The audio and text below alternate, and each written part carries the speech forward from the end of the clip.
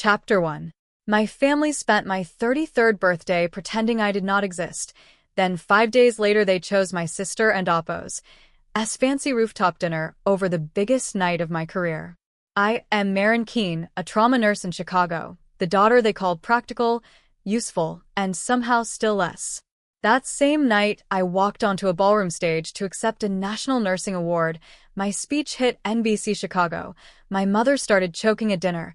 My sister lost the spotlight she thought belonged to her, and for the first time in my life, I did not leave my own joy to rescue my family and Oppo's chaos. I stared at my phone for so long that the screen dimmed and locked itself before I finally admitted my mother was not going to answer me. Not with a late happy birthday. Not with a sorry sweetheart. Not even with a red heart she could have sent in half a second between cases.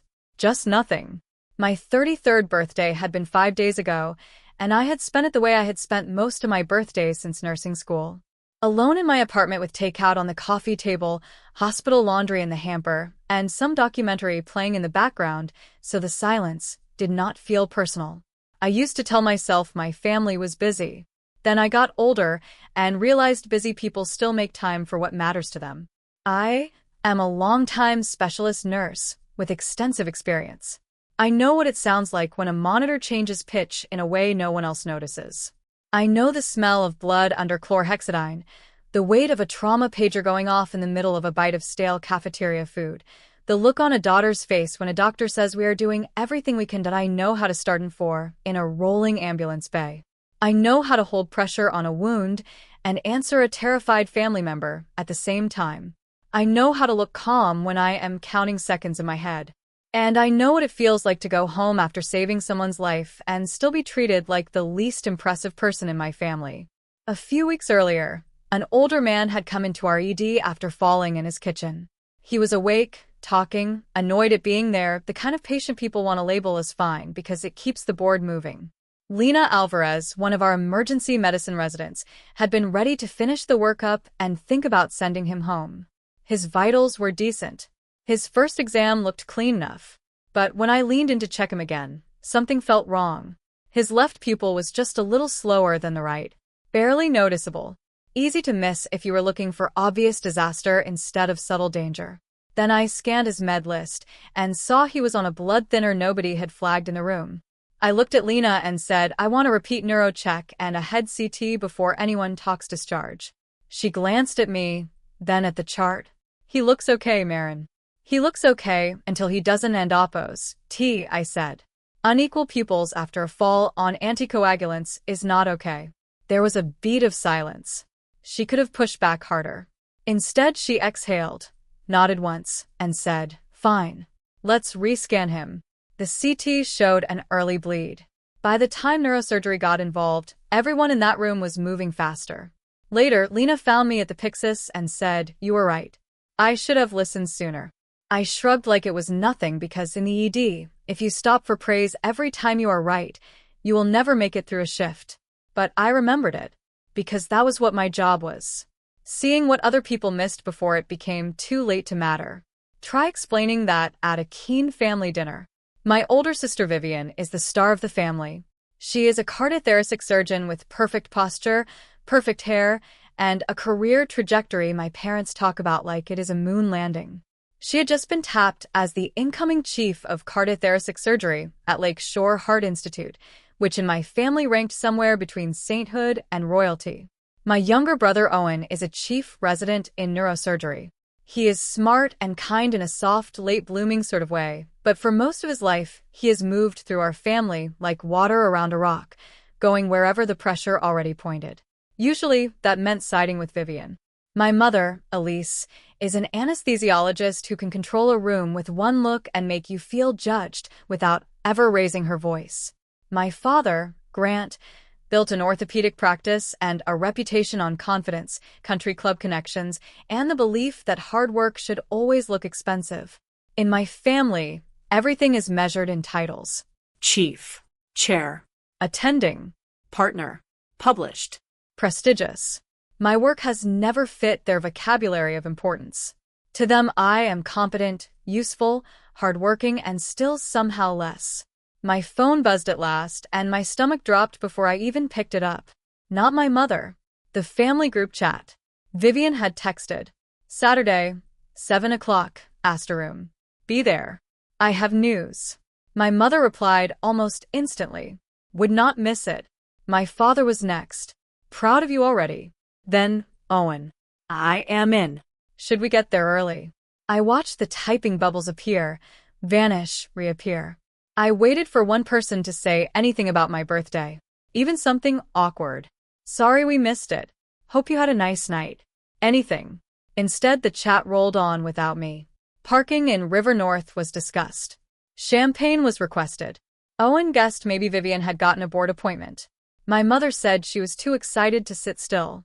My father said this was the kind of milestone that defined a career. I sat there with my phone in my hand and had the ridiculous thought that maybe I had imagined the birthday text entirely. Maybe I had dreamed sending it into the family chat and watching it sink like a stone. Then my phone rang. Unknown number. I almost let it go to voicemail. I answered because I was already late enough for my shift that another small disaster could not ruin my morning any further. Hello, is this Maren Keane? Yes. Maren. This is Dana Whitmore from the National Association of Emergency Nurses. I hope I am not catching you at a bad time. I looked at the family chat still glowing on my screen. I almost laughed. Depends what you were calling about. She laughed softly, like she had delivered good news before and knew how disbelief sounded before it turned into tears. I am calling to let you know you have been selected as one of 3 recipients of this year's Florence Alder Award for Excellence in Emergency Nursing. Everything in my apartment went very still. I sat down hard on the arm of my couch. I am sorry, what? You were nominated by Dr. Renata Okoye from St. Catherine's, Dana said. Her letter about you is extraordinary. The review panel was unanimous. Renata. Of course it was Renata. Dr. Renata Okoye was the trauma surgeon who had mentored me from my first year in the ED. She was brilliant, feared, funny only when she felt like it, and one of the only people in my life who had never once made me feel small for choosing nursing over medical school. Dana kept talking. The award ceremony is this Saturday at 6 in the evening at the Langford, Chicago. There will be hospital leadership, nurse executives, media coverage, and a digital highlight segment with NBC Chicago. We would love for you to bring family, or a guest if you would like. Saturday, 6 o'clock, 1 hour before Vivian's dinner. I closed my eyes. Can I confirm by tomorrow morning? I asked. Absolutely. But I hope you say yes. It is a beautiful event, and this is a very big honor, Maren. After we hung up, I sat there staring at my dark TV screen. On one side of my coffee table was my untouched mug of coffee. On the other side was the family chat full of people making plans for Vivian. A sane person would have gone to the ceremony and told nobody. Let them have their rooftop dinner. Let them keep believing what they always believed. But there was still that humiliating little part of me that wanted to be chosen. Just once. I opened the chat and typed before I could stop myself. I cannot make dinner Saturday. I have something really important that night. It starts at 6 at the Langford. I would really love it if all of you came to that instead. The bubbles appeared. Stopped. Appeared again. Then Vivian. Are you serious right now? This is my night. I am announcing my appointment as chief. They have never had someone my age in that role. Can your hospital thing not happen another day? I swallowed and kept typing. It is not something I can move. It is a formal event. It actually matters a lot to me. My mother answered next. Honey, we already have reservations. You know how hard Asteroom is to book on a Saturday. Vivian has worked toward this her whole life. Surely you understand. I am sure the hospital does recognition events all the time. My thumb froze over the screen. Then my father. We are happy you're being recognized at work, Maren. But this is a major career milestone for your sister. You understand, right? There it was. The family motto. You understand, right? You understand why we missed your pinning ceremony. You understand why no one came when you finally got hired at St. Catherine's. You understand why Vivian needs tonight more than you do. I looked at the thread until the letters blurred. Then, I typed the same lie I had been typing my entire life. Yeah. I understand. I worked the rest of that day like someone had packed my chest with wet sand. I did what I always did. I triaged chest pain. I hung fluids. I called report. I cleaned up blood. I explained to a frightened man why we needed another set of labs. I smiled when I had to. I moved. I functioned. I stayed useful. By the end of the shift, I was in the break room with a vending machine sandwich and a headache blooming behind my eyes when Renata walked in, took one look at me, and stopped. She set her coffee on the table and said, "That face means either you lost a patient or your family disappointed you again." I looked up at her, too tired to hide it. She pulled out the chair across from me and sat down. What happened, Maren? I stared at the sandwich in my hand and suddenly did not trust my voice. Chapter 2. Renata folded her hands on the table and waited me out the way she waited out chaos in the trauma bay, with complete patience and zero softness. "Dana called you," she said. I nodded. "And you have not confirmed." Another nod. She leaned back in the plastic chair and studied my face. "Saturday night." Yeah. The same night as the dinner. I let out a breath that felt older than 33. "Vivian is announcing her new position. My parents already picked her." 0-2. I knew they would, but I still asked anyway, which somehow makes me feel worse. Renata did not say I was sorry. She did not tell me family was complicated. She did not hand me any of the little lies people use when they want discomfort to go away faster. Instead, she said, "Your family does not understand what you do here." I gave a short laugh that had no humor in it. They know I am a nurse. No, she said. They know you have a job. That is not the same thing. I looked down at the sandwich in my hand, then set it back in the wrapper. I am pretty sure my mother thinks I spend half my shift fluffing pillows. "Your mother thinks surgery is glamorous and nursing is background noise," Renata said. "Your father thinks anything without a title at the end of it matters less. That says nothing about your work and everything about their imagination." I swallowed hard. She went on before I could hide behind a joke. "They do not know you are the nurse every trauma attending asks for when a case looks bad. They do not know how many medication errors you have caught because you actually read the chart instead of assuming someone else already did. They do not know you can calm a family member and redirect a resident and catch a dropping pressure all in the same minute." I rubbed a hand over my forehead. "It would not matter if they knew." "Maybe not," Renata said. "But the people in that ballroom on Saturday will know. That matters." Her voice stayed level, but there was heat under it now. "Do you know what I wrote in my nomination letter? I wrote that when the room gets loud, you get clearer. I wrote that when people chase the most obvious emergency, you still notice the human being inside it. I wrote that if someone I loved came through my trauma bay, you are the nurse I would want at their bedside." My throat tightened so fast it almost hurt. She looked at me for another long second, then said, "Tell me something. If your sister did not exist, would you hesitate to go?" "No," I said immediately. "If your parents had replied to your birthday text, would you still deserve that award?" I shut my eyes for a second. "That is not the same thing." "It is exactly the same thing," she said. "You are tying your value to whether the wrong people can recognize it." I stared at the table. A memory slid in before I could stop it. Nursing school graduation. I had ironed my dress in my tiny off-campus apartment and curled my hair in a dorm bathroom because the mirror in mine was broken. My parents had sent flowers through a service. Owen had a white coat ceremony rehearsal. Vivian had just matched a prestigious fellowship, and my mother told me everyone was overwhelmed that week, but they were proud of me. Of course they were. I had taken photos with my classmates and their parents and smiled until my face hurt, then driven home alone with the bouquet rolling across the passenger seat. Another memory came right behind it. 2 years into the ED, a psych patient had swung at me and opened up the side of my forehead with a monitor lead box. I sat in urgent care with a towel pressed to my face, while another nurse helped glue the edges and later place a few stitches. My father was at a charity golf tournament. My mother called between cases and said, "Oh honey, are you okay?" then told me she had to scrub back in. Vivian sent a thumbs-up emoji 6 hours later. And then the job offer from St. Catherine and Oppos. My first position in a level 1 trauma center. I had called my mother from my car because I could not stop smiling. She said, "Good for you, sweetheart." That night she wrote a long Facebook post congratulating Vivian on a publication and called her unstoppable. I opened my eyes again and found Renata still watching me. "You do this every time," she said quietly. "They hurt you, then you rewrite it into something reasonable so you can keep functioning. You are very good at functioning, Maren. That is not always the same thing as telling the truth."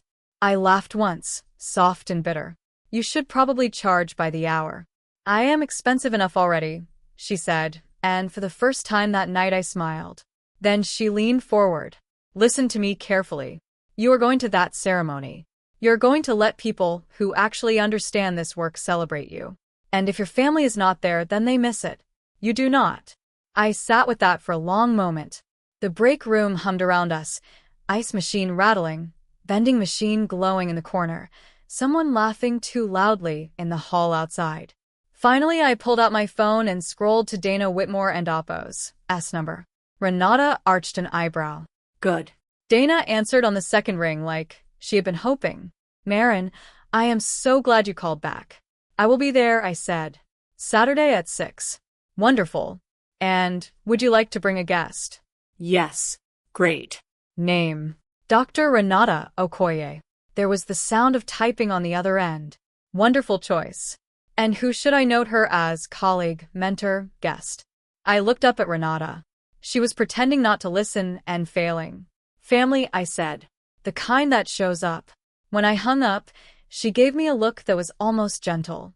Good answer, she said. The next few days moved in the chopped-up rhythm of hospital time. Shift, sleep, shower, charting brains still buzzing long after I got home. I tried not to open the family chat and failed every time. There were messages about dinner reservations, valet parking, whether 7 was too late for my mother to eat steak, what champagne they should order. Vivian wrote that she could not wait to celebrate with her favorite people. My mother answered with a string of hearts and said, "My daughter, a department chief." I stared at that line for a full minute, thinking about the grammar of erasure. Singular. As if she only had one daughter worth naming that way. At work, Lena caught me near the supply room one afternoon. "Hey, Maren." I turned. She looked awkward, hands shoved in the pockets of her scrub top. "I reviewed the case from last week again," she said. "The fall patient." "Okay. You were right. Earlier than anyone else. I should have trusted your assessment faster." I held her gaze for a second, then nodded. "Thank you for saying that." She looked relieved, then gave me a small smile. "Also, congrats on the award. Word gets around." I blinked. "Already? Hospital people gossip faster than middle school girls," she said. "It is honestly impressive." That got a real laugh out of me. Later that same shift, Nina Salazar from Compliance and Media Relations found me near the elevators. She was polished in the way hospital administrators always are, like stress had never once wrinkled her blouse. "Maren, congratulations," she said. "We are all very proud of you." "Thank you." I heard there may be some local press attention around the event. Nothing intense, but if anyone asks for follow-up, just stay in your lane. Nursing, systems, dignity, teamwork. No patient details, no identifying stories. I know you know," she said.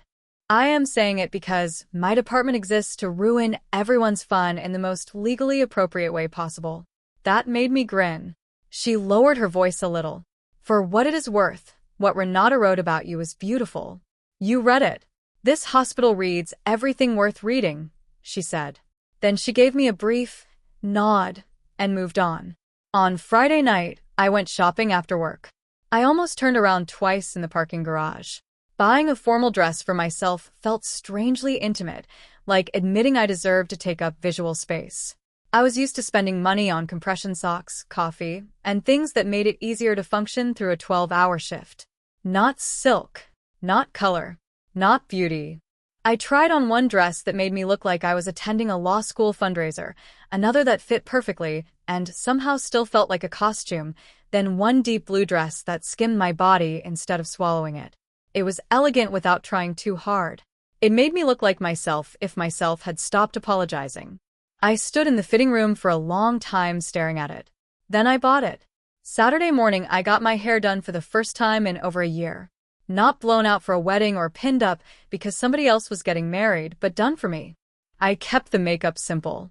Soft skin, darker lashes, a mouth that looked like it knew how to say no. By late afternoon, the family chat was in full performance mode.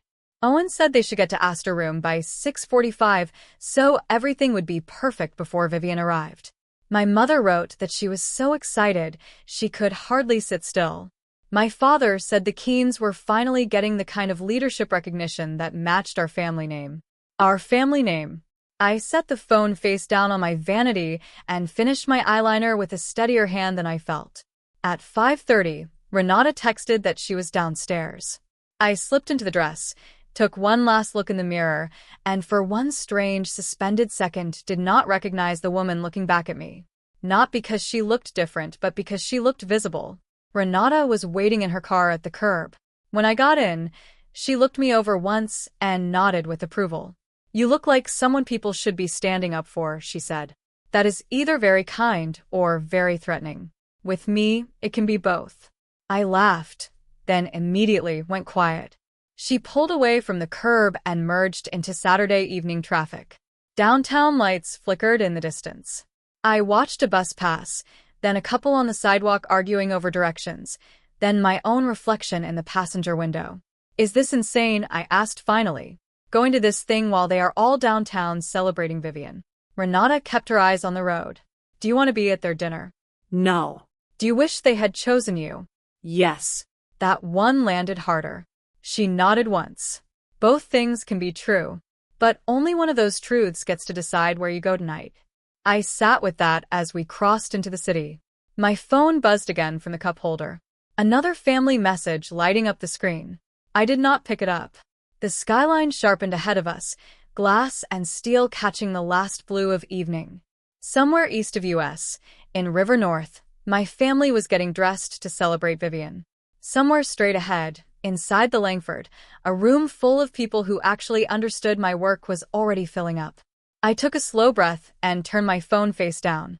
Renata glanced over, then back at the road. "Good," she said. "Now you are finally headed to the right place." Chapter 3. The Langford looked like the kind of place my family would have respected if they had ever bothered to walk into it with me. Warm gold light spilled across white tablecloths and polished glass. People spoke in low voices that carried the easy shorthand of shared work, the kind of shorthand you only earn after enough night shifts, enough codes, enough impossible mornings. No one here looked at me like I had wandered into the wrong room. Dana Whitmore spotted us almost as soon as we stepped inside. End quote. "There she is," end quote, she said, moving toward me with both hands out. End quote. "Maren, I am so glad you made it," end quote. She hugged me lightly, then turned to Renata. End quote. "And Dr. Okoye, thank you for being here. We have heard a lot about you," end quote. Renata gave one of her small, almost smiles. End quote. "I hope only the useful things," end quote. Dana laughed, then guided me toward two other women standing near the bar. End quote. "This is Felicia Ross from Milwaukee and Calloway from Indianapolis. Our other two honorees tonight," end quote. Both women were older than me by at least 15 years, and both had the kind of posture emergency nurses get after decades of learning how to stand for 12 hours without ever fully resting. Felicia squeezed my hand. End quote. "You are the baby of the group," end quote, and tilted her head. End quote, "which means you still have cartilage in your knees. Enjoy it while it lasts," end quote. I laughed, and just like that, the tightness in my chest loosened a little. They did not make me feel young in the dismissive way my family did. They made me feel welcomed, folded in. Across the city, in a glass-boxed rooftop restaurant in River North, my family was settling into a dinner meant to orbit around Vivian. I did not know every detail of what was happening there in real time. Later I pieced parts of it together from texts from Owen, from the tone of the apologies that came after. But I could see it clearly anyway because I had lived inside that choreography my whole life. My mother smoothing the napkin across her lap, as if she were arranging a stage set. My father asking for a better bottle than the one first suggested. Vivian sitting straight and radiant, pretending to be modest while waiting for her moment.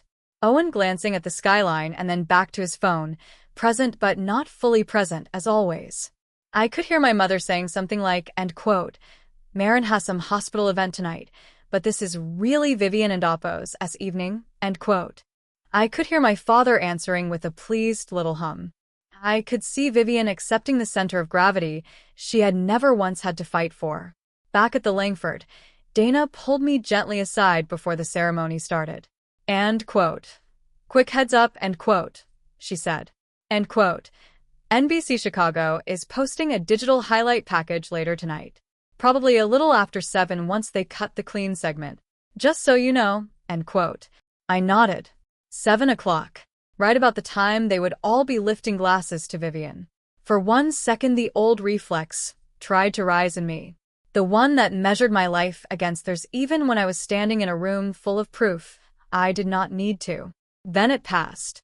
End quote. That is fine, end quote, I said. Dana searched my face, maybe checking for nerves, maybe checking for the kind of family trouble that has a smell to it if you have lived long enough. End quote. You ready? End quote.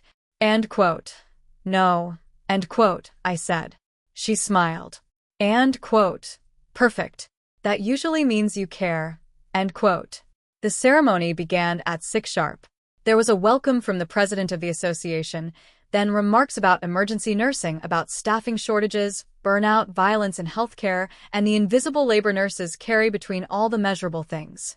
It was the first public event I had ever attended where people said invisible labor out loud like it counted as real labor.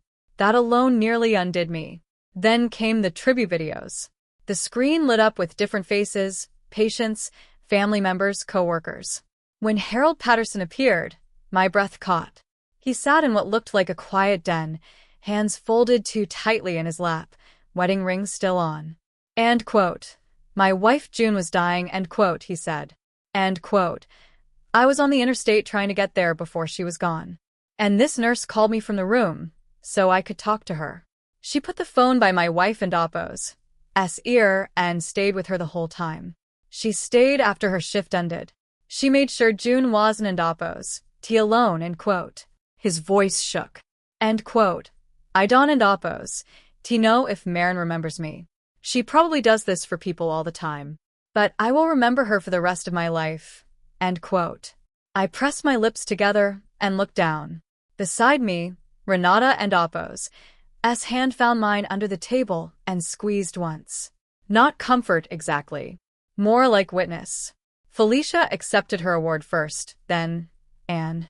Their speeches were warm and funny and grounded in the kind of humility only people with actual substance can carry off. By the time Dana called my name, my pulse was beating in my throat.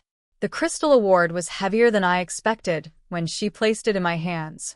Cool, solid, winged at the top in a way that should have felt cheesy and somehow did not. Dana stepped to the microphone. End quote. Maren Keane has spent 8 years in emergency nursing, much of that in one of the busiest trauma centers in Chicago. She has precepted new nurses, volunteered in community clinics, and built a reputation for seeing what others miss before it becomes catastrophe. End quote. There was polite applause. Then Dana lifted a sheet of paper. End quote. But what distinguished Maren to the review committee was not only skill. It was the language used to describe how she practices. Dr. Renata Okoye wrote this. End quote. I looked out automatically and found Renata at her table, shoulders squared, eyes on me. Danareat. End quote. When everyone in the room is chasing the loudest emergency, Maren still sees the whole person. She notices when a symptom and a story do not line up. She catches danger before it announces itself. She protects dignity in places where people are most likely to lose it. She is clinically excellent without ever becoming cold and compassionate without ever becoming careless. She is the nurse I would want for my own family, end quote. Something in my face must have shifted because I heard the room soften with me. Dana stepped back. I was supposed to read the speech I had edited 4 times in 2 days. The folded pages were in my clutch. I had practiced them in my bathroom mirror. They were gracious and professional and careful. Standing there, they suddenly felt dead. I set them aside. End quote. I grew up in a family that believed value came with a title, end quote, I said. End quote. The longer the title, the greater the value. The more prestigious the institution, the more meaningful the work. End quote. A few people in the room smiled knowingly. End quote. And in that world, nursing was always treated like less important, maybe. Useful, sure. But less. End quote. I looked down at the crystal in my hands, then back up. End quote. The problem with that way of thinking is that it mistakes visibility for worth. Nursing is not less because it is not the loudest person in the room. Nursing is presence. It is precision under pressure. It is noticing fear in people who keep saying they are fine. It is knowing when a quiet change matters more than a dramatic one. It is not letting a human being become a task list. End quote. The room had gone still. End quote. It is helping someone understand what is happening to their body when they are too overwhelmed to think. It is cleaning up what no one wants to touch. It is standing beside families when there is nothing left to say. It is seeing people clearly on the worst day of their lives and treating them like they still belong to themselves. End quote. My voice shook once, then steadied. End quote. If anyone has ever made you feel like your work is small because it is caring work, that says something about the limits of their imagination, not the value of what you do. End quote. I turned slightly toward Renata. End quote. And if you are lucky, somewhere along the way, someone sees you before the award, before the applause, before the room stands up.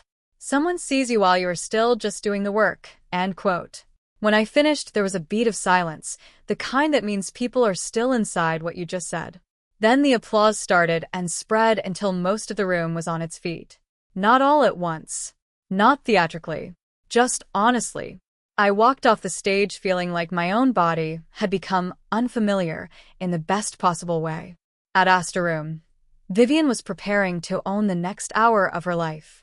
She had probably planned the exact wording of the announcement. Maybe even practiced the expression she would wear when my mother cried and my father raised his glass and Owen said some version of "No one deserves this more than you." Appetizers were coming. Champagne was already poured. Owen and Oppo's phone buzzed first. That much I know because he told me later, quieter than usual, like he still could not believe how quickly the room had tilted. A friend from the hospital texted him a link with one line under it. "Is this your sister?" He opened the clip. For a second, he just stared, then said, end quote, "Wait, is that Maren?" End quote. My mother turned toward him mid-sip, annoyed at being interrupted before the toast. End quote. "What are you talking about?" End quote. He held up the phone. End quote. "She and Oppo's on NBC Chicago." End quote. Vivian leaned across the table. End quote. "What?" End quote. My mother reached for the screen just as the clip hit the line about growing up around titles and being made to feel like nursing was less than. She inhaled sharply at exactly the wrong moment and started choking. Not collapsing. Not dying. Just violent coughing. Instant panic. Champagne gone down wrong. Face flushing hard as she fought for air. Every person at that table shot to their feet at once. End quote. "Mom." End quote. End quote. "Elise, breathe." End quote.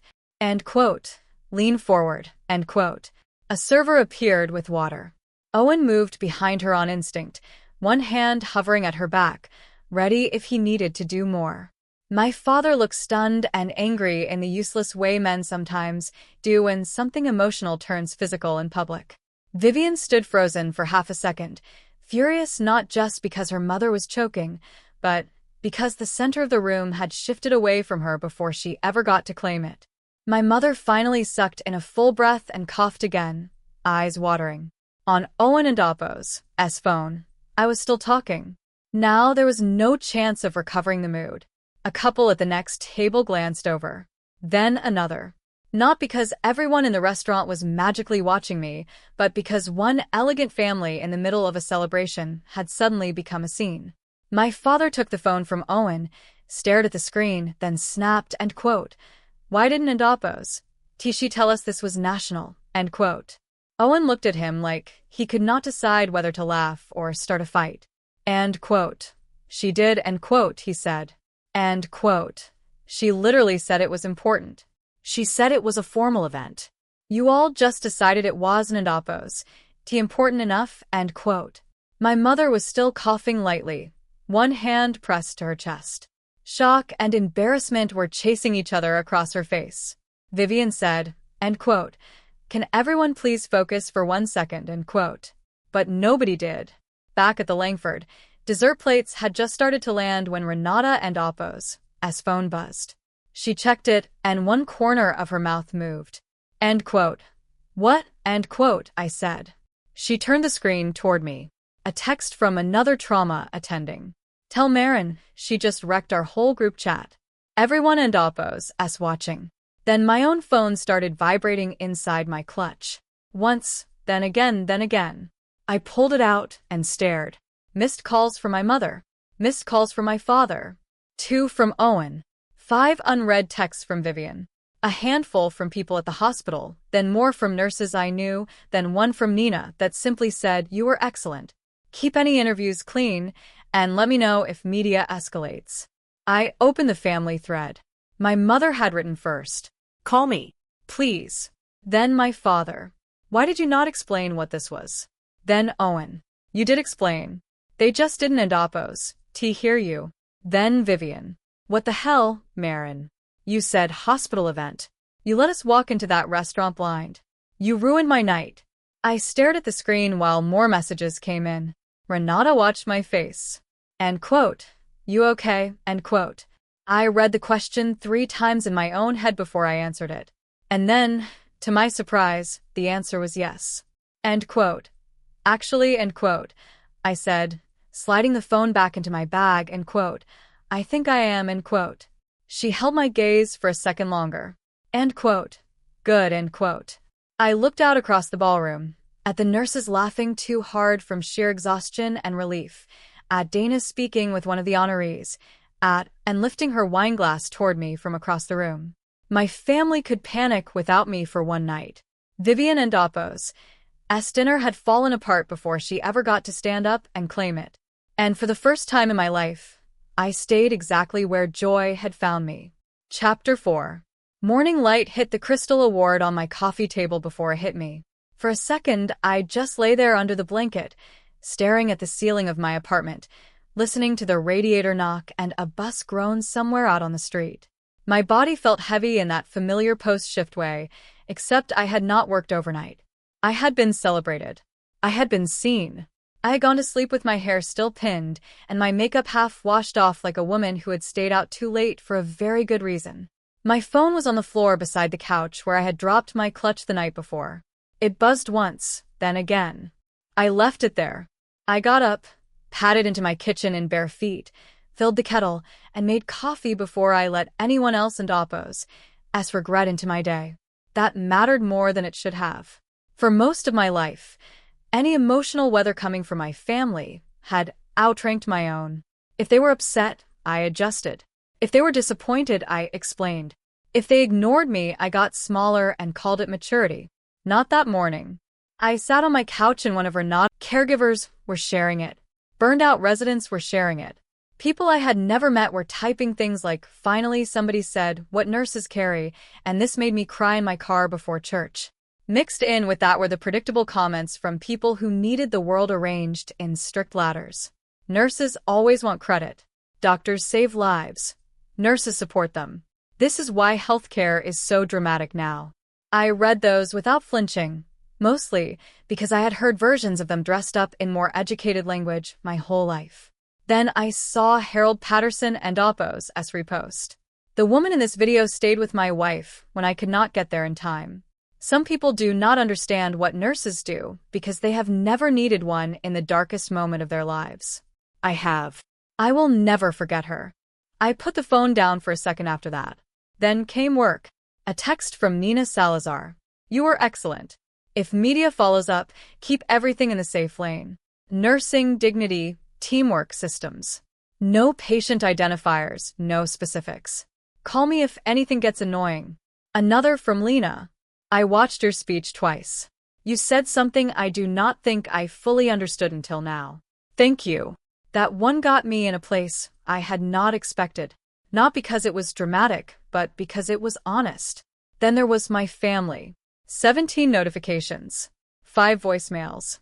More texts than I bothered counting at first. I listened to my mother and Oppo's as first. End quote. Maren, sweetheart, please call me. I am so sorry. We had no idea. Honey, none. I am so proud of you. Please call me, end quote. She sounded wrecked, but there was still something else in it too. Shock. Humiliation.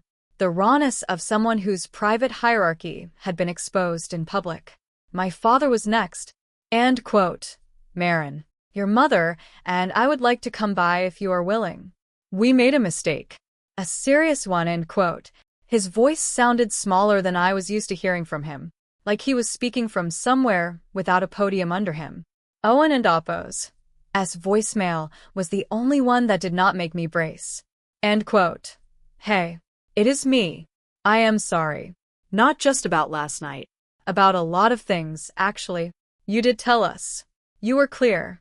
We did what we always do. I am sorry. Call me if you want. Or Dawn and Oppo's. I just needed to say it, end quote. Then Vivian. Her message started without hello. End quote. So I guess you won. Congratulations.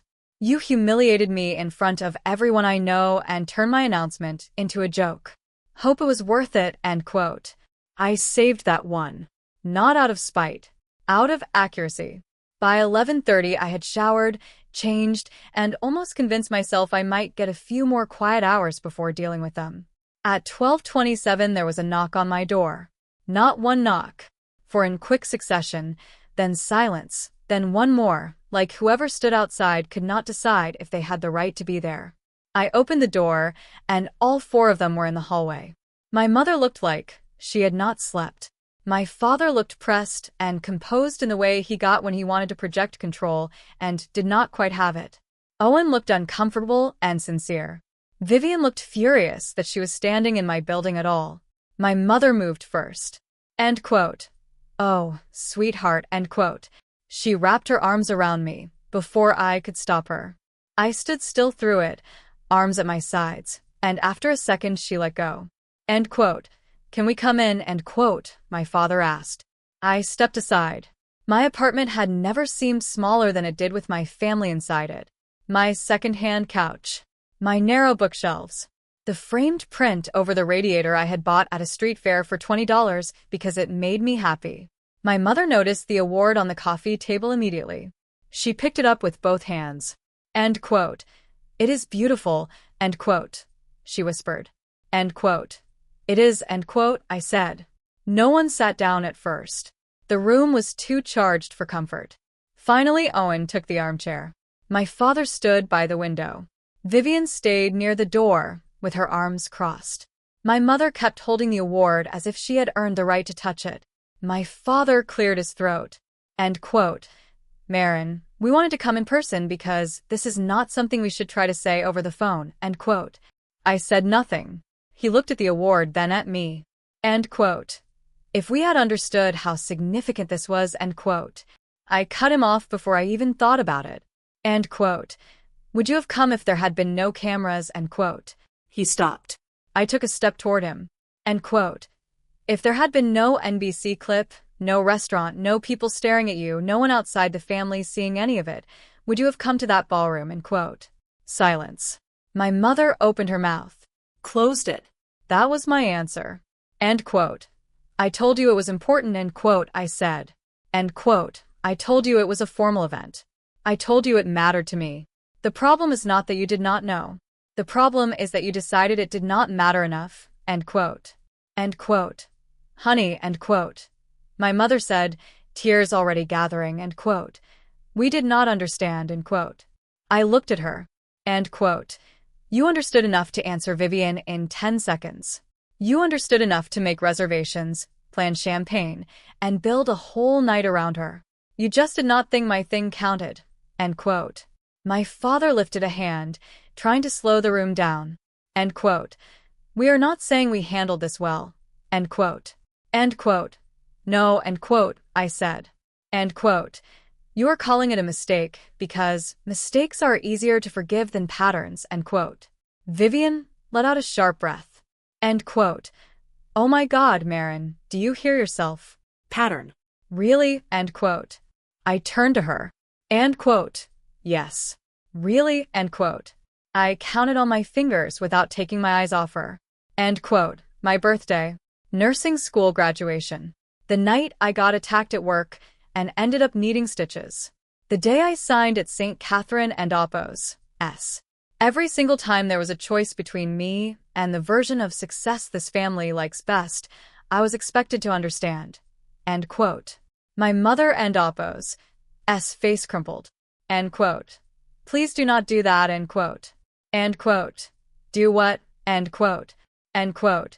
Make it sound like we never cared. End quote. I laughed then, and it came out so hollow, I almost did not recognize it. End quote. You cared in theory. You just never showed up. End quote. My father stepped in, his voice low. End quote. We do love you. End quote. The words hung there between us. I had wanted those words when I was 22 and standing in a graduation robe in a parking lot with no family in the crowd. I had wanted them when I sat in urgent care with blood drying at my temple. I had wanted them 5 nights ago with lukewarm pad thai and a birthday text unanswered on my phone. Now they just felt late. End quote. Love without respect still teaches someone to shrink. End quote, I said. End quote. That is what this family taught me. To shrink. To be the easy one. The understanding one. The one who did not need a fuss. End quote. My mother started crying in earnest then. End quote. I am proud of you. End quote. End quote. Were you proud of me last week? End quote, I asked. End quote. Were you proud of me before a room full of strangers stood up for me? Or did it take watching other people value me first? End quote. Her face answered before she did. Vivian and Oppos' voice came out cold and hard. End quote. You knew that clip would go up. You knew exactly what you were doing. End quote. I looked at her for a long moment. No matter what happened, she still needed to believe she was at the center of it. End quote. You think this was about you? End quote. End quote. It was my night. End quote. And there it was. Not even hidden. I took another breath. End quote. Vivian, last night was the first room I have been in years, where I did not have to make myself smaller so somebody else could feel more comfortable. I was not thinking about you. I was finally thinking about me. End quote. Color drained from her face, so fast it was almost interesting. End quote. That is unbelievably selfish. End quote. End quote. No. End quote. I said quietly. End quote. What is selfish is expecting every important moment in other people and Oppos' lives to stay smaller than yours. End quote. Owen spoke then, the first time since he sat down. End quote. She is right. End quote. Vivian swung toward him. End quote. Excuse me. End quote. He did not look at her. He looked at me. End quote. What do you want us to do? End quote. I almost said nothing. I almost told him there was nothing to do because that would have been easier. Instead, I told the truth. End quote. I do not owe any of you forgiveness today. Maybe not for a while. Owen said he would text me later, and I believed that he would. When the door shut behind them, the apartment went very still. I stood in the middle of my living room for maybe 10 seconds before I sat down on the floor beside the coffee table and cried. Not because I wanted them back in. Not because I regretted anything I had said. It was the kind of crying that happens when something heavy leaves your body, and your body does not know what to do with all the empty space. My phone rang an hour later. Renata. I answered on the first ring, my voice still rough. End quote. How did you know? End quote. End quote. Because people like your family always arrive after. End quote. She said. End quote. That is the easy part. End quote. I let out a shaky breath that might have been a laugh. End quote. Leah made too much food. End quote. She went on. End quote. Come over. End quote. I wiped my face with the heel of my hand. End quote. I look terrible. End quote. End quote. You looked terrible yesterday too, and we still let you in the house. End quote. That did make me laugh. When I got to Renata and Leah and Oppos' place that evening, the whole house smelled like garlic, citrus, and something roasting in the oven.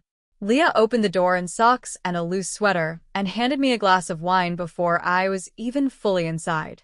End quote. No debrief unless you want one, end quote, she said. End quote. Tonight you are just eating, end quote. Tessa was at the table with a stack of notes spread out beside her plate, still half in med school brain, even on a Sunday night. She brightened when she saw me. End quote.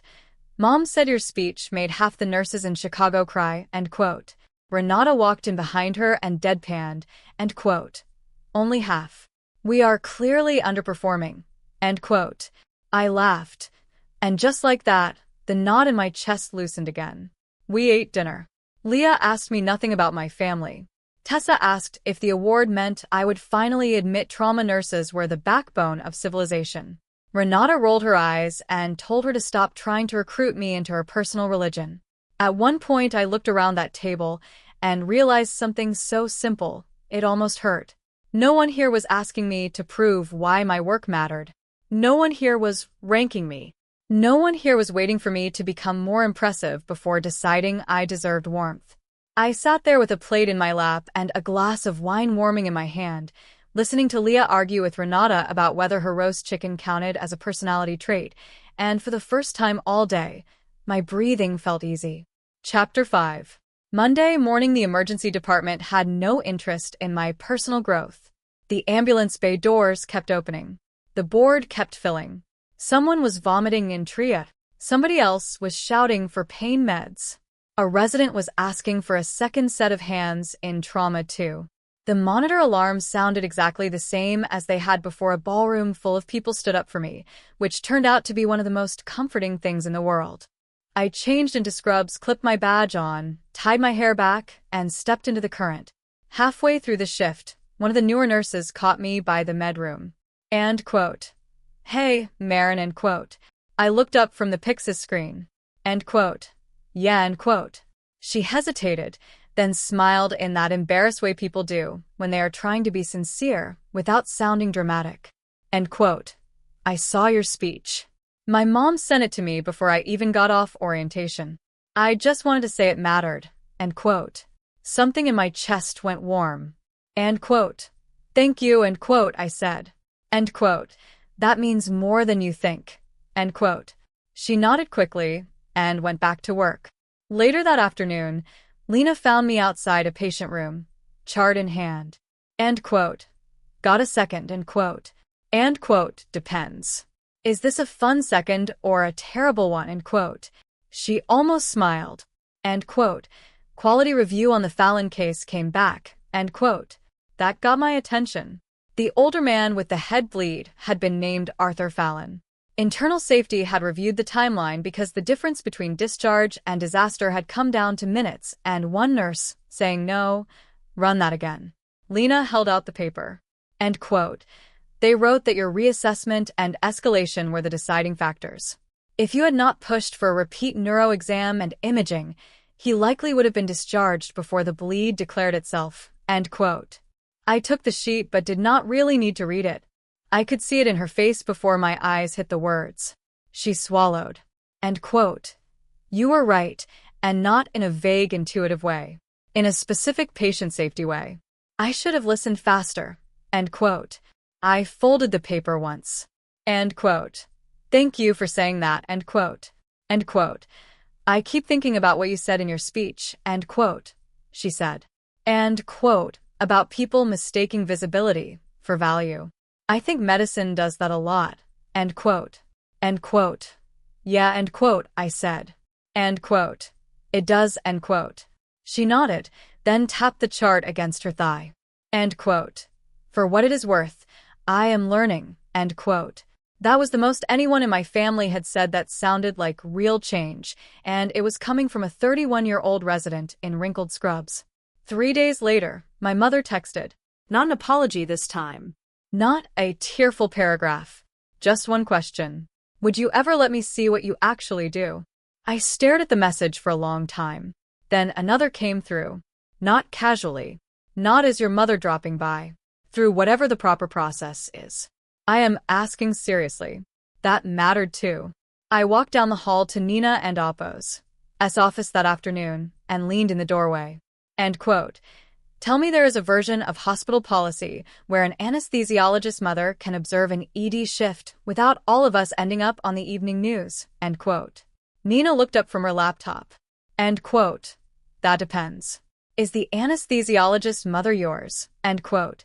End quote. Unfortunately, end quote. She sat back. End quote. If she goes through the approved observer track, signs confidentiality documents, gets badge restricted, accesses no charts, touches nothing, and you understand she sees only what patients consent to let an observer see, then yes. Why? End quote. I cross my arms. End quote. Because apparently public humiliation is less educational than seeing me work. End quote. Nina gave me a long look. End quote. Sometimes people need a door after you close the gate, end quote. I exhaled. End quote. Can you help set it up, end quote. End quote. Already drafting the paperwork in my head, end quote, she said. My mother showed up 2 Thursdays later at 6:45 in the morning wearing borrowed navy scrubs and running shoes that looked like they had never seen a bodily fluid in their lives. Her hair was pulled back with none of its usual soft, expensive perfection. No makeup. No jewelry except her wedding ring. For the first time in years, she looked uncertain in a hospital. At the front desk, she signed what Nina put in front of her. Confidentiality. No chart access. No patient identifiers. Observe only where consent had been cleared. Follow staff direction immediately. Elise Keane read every line. Then she signed. When she came through the secured door, she gave me a small nod, almost formal. End quote. Tell me where to stand, end quote. That was the right first sentence. I did not give her a tour. The ED does not do tours. I just brought her with me into the day. She watched me catch a medication discrepancy before a dose reached a patient. She watched me kneel to speak at eye level to a terrified 17-year-old girl who needed a sensitive exam and wanted her mother and not her mother at the same time. She watched me explain discharge instructions 3 different ways to an elderly man whose fear kept scrambling the meaning of every sentence we gave him. She watched me comfort a woman in one room while listening with half my brain to the tone of a monitor in the room beside us. At one point, we stepped into the hall for 30 seconds between rooms, and my mother said quietly, end quote, "You are doing 5 things at once," end quote. End quote. Closer to 10, end quote. I said, then was gone again. Near the end of the shift, a family member grabbed my wrist in gratitude, so suddenly that my mother flinched like she expected me to pull away. I did not. I just squeezed the woman and Oppo's hand once and said, end quote, "He is not alone. We are here," end quote. My mother stood in the corner and watched my face.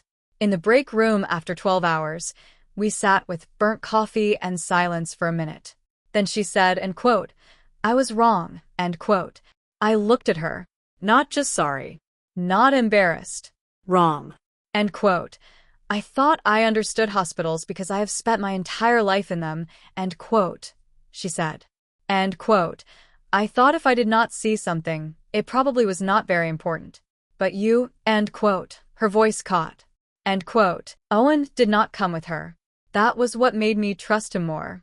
He asked me to meet him for coffee near the hospital on a Tuesday afternoon after my shift. He was already there when I walked in, still in hospital scrubs, hair flattened from a surgical cap, looking younger than 29 for the first time in years. He stood when he saw me. End quote. Hey, end quote. End quote. Hey, end quote. We sat. He wrapped both hands around his coffee and stared into it for a second. End quote. I do not think the thing that got me was seeing you on NBC, end quote, he said finally. End quote. I think it was realizing you asked us. You actually asked us to come, and all of us found it easy to say no, end quote. I said nothing. He nodded like he deserved that. End quote. I've spent a lot of my life standing wherever the family momentum was already moving. Behind Mom, behind Dad, behind Vivian. It felt easier than choosing a position. I told myself that made me neutral, end quote. End quote.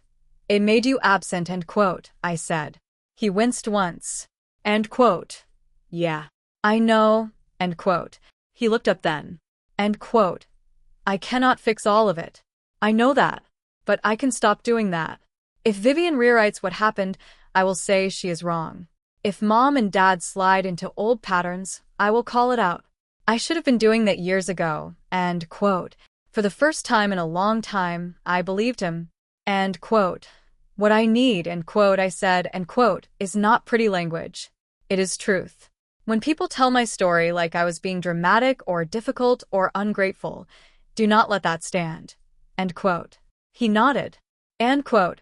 I won and oppose. End quote. My father took longer. That also felt right. His apology arrived in fragments. A text saying he had watched my speech again. Another saying he had never realized how often he used words like serious medicine, as if the people not holding scalpels were supporting caste. Then, finally, one evening he met me outside my building and stood awkwardly beside the mailboxes, hands in his coat pockets like a boy waiting outside the principal and Oppo's office. End quote. I am trying to understand something, end quote, he said. End quote. What? End quote. End quote. How many times I thought I was praising excellence when I was really just praising what looked familiar to me, end quote. He looked tired, end quote. I know I have used ambition as a moral category. I know that now, end quote. I studied him. My father was not transformed. He was not warm all at once. He was still a man more comfortable analyzing than apologizing. But for the first time, his self-respect and my truth were occupying the same room. That counted. Vivian stayed exactly who she was. She did not text for weeks. When she finally did, it was about our mother, not about me. Then months later, at a family dinner I almost skipped, she told me my speech had been polished in the same tone someone might compliment a PowerPoint template. Not cruel enough to challenge, not warm enough to mean anything. That was fine. Some people do not change because change would require them to dethrone themselves in their own minds. By May, the whole thing had settled into the shape of memory. Then a letter arrived from Great Lakes University College of Nursing inviting me to give the keynote address at graduation. I laughed when I opened it, not because it was funny, but because life had a sense of timing that was almost rude. The ceremony was held in a big auditorium filled with white uniforms, family flowers, camera flashes, and the humming restless pride of people about to walk into a profession that would ask everything of them and still be worth it. Renata came with Leah and Tessa. My mother came too, and this time she was there early. Owen sat beside her. My father came in a dark suit and looked uncomfortable in the particular way men do when they are trying very hard not to make everything about their own discomfort. Vivian came as well. She sat perfectly still, elegant and unreadable. If she had changed at all, it was only enough to understand that saying less made her look better. When I stepped up to the podium, I did not search the audience for my family the way I used to. I did not need their faces to tell me who I was. I spoke about dignity, about care, about the discipline of paying attention, about the fact that showing up for other people means very little if you abandon yourself in the process. I spoke about chosen family, though I did not use the phrase. I spoke about becoming the kind of person who does not wait for permission to take pride in honest work. And when I got to the end, I said the truest sentence I knew. And quote, my name is Maren Keane. I am a trauma nurse. Full stop, end quote. That was all it needed. Afterward, Renata hugged me so hard my feet nearly left the ground. Leah kissed my cheek and said, end quote, now that was a closing argument, end quote. Tessa looked half inspired and half ready to overthrow a medical hierarchy. My mother cried again, but differently this time. Not from shock. Not from public exposure. From the slower grief of seeing what she had missed and what she was still trying to learn. My father squeezed my shoulder and said, end quote, you are right to ask more of us, end quote. Owen grinned and said, end quote, you know every nurse on my floor thinks I am related to a celebrity now, end quote. Vivian waited until last. End quote. Your speech was very good, end quote, she said. Professional. Measured. Still guarding herself. I smiled because I no longer needed more than she could give. End quote. Thank you, end quote. And that was enough. If there is anything worth carrying out of my story, it is not that my sister lost a dinner, or that my mother choked on champagne, or even that a room finally stood up for me. It is this. Some people will not see your worth until the world points at it for them. Some will never see it at all. Either way, your job is not to make yourself smaller until their vision improves. Your job is to know who you are before they catch up. I am Maren Keane. I am a trauma nurse. I do work that is skilled and human and hard. I do not need a different title to make it count. And if you have ever been the one in your family who is expected to understand, to wait, to take up less room so everyone else could stay comfortable, then you know exactly how hard it is to finally choose yourself. If any part of this felt like your life, stay a little longer. There are more stories here for people who learn too late that being easy to overlook does not mean you were ever meant to be forgotten.